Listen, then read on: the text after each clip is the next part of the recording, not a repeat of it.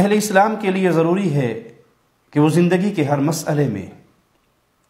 کتاب و سنت پہ عمل کریں، قرآن اور حدیث پہ عمل کریں، اپنی پوری کوشش کریں کہ وہ اللہ کی کتاب سے اپنے عمل کی دلیل تلاش کریں یا رسول اللہ صلی اللہ علیہ وسلم کی حدیث سے اپنے عمل کی دلیل تلاش کریں۔ کتاب و سنت ہی راہ نجات ہے، کتاب و سنت پر عمل کرنا ہی انسان کو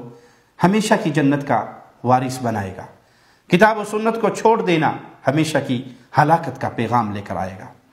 لیکن ہو سکتا ہے بعض دفعہ کوئی ایسا مسئلہ انسان کو درپیش ہو جس مسئلے پر اسے قرآن حکیم کی کوئی واضح آیت معلوم نہ ہو، وہ مسئلہ اسے قرآن سے نہ ملے، وہ مسئلہ اسے حدیث رسول سے بھی نہ ملے، تو پھر اس سے ملتے جلتے مسئلے پر غور کر کے اجتہاد کے ذریعے اپنے اس مسئلے کا حل نکالے۔ اجتہاد درست بھی ہو سکتا ہے، غلط بھی ہو سکتا ہے۔ صحیح ہوگا تو اجتہاد کرنے والے کو 2 ثواب ملیں گے، اور اگر غلط ہوگا تو اسے کم از کم 1 ثواب ملے گا۔ لیکن جب اجتہاد کیا جائے گا تو یہ نہیں کہا جائے گا کہ مجتہد کا یہ عمل اللہ اور اس کے رسول کے حکم کے مطابق ہے، لیکن اس پر اس وقت تک عمل کیا جائے گا جب تک اس کا غلط ہونا کسی واضح دلیل سے ثابت نہ ہو جائے۔ آئیے رسول اللہ صلی اللہ علیہ وسلم کا فرمان سنتے ہیں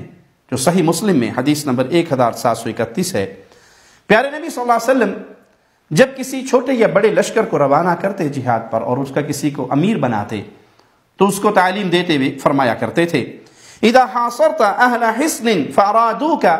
ان تنزلهم على حکم اللہ،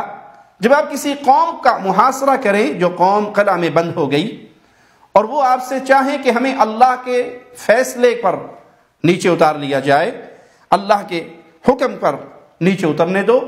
تو تم اسے اللہ کے حکم پر نیچے نہ اتارو بلکہ اپنے فیصلے پر نیچے اتارو۔ فَإِنَّكَ لَا تَدْرِي أَتُصِيبُ حُكْمَ اللَّهِ فِيهِمْ أَمْ لَا، کہ جو ہمارے بارے میں اللہ کا فیصلہ ہے ہم اس پر نیچے اترتے ہیں، اس پر اپنے شہر کے دروازے کھولتے ہیں، تو آپ یہ شرط ان کی نہ مانو بلکہ انہیں کہو تمہارے اندر میں جو فیصلہ کروں گا